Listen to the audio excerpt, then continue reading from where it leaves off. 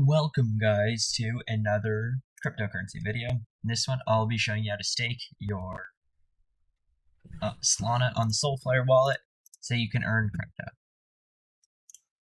Okay, so the first thing you're going to want to do is open up your Solflare Wallet, then go to the piggy bank symbol and hit expanded view. And then over here it's going to give you the amount of SOL that you have in your wallet, so you just click here. Or you can put a custom amount like 0.5 SOL, 0.04 SOL, 0.05.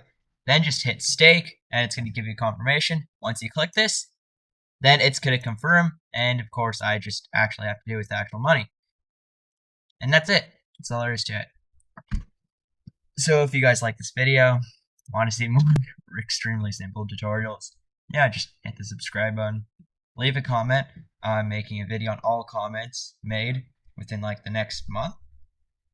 Yeah, that seems safe. And I'm already getting lots of comments, so lots of videos.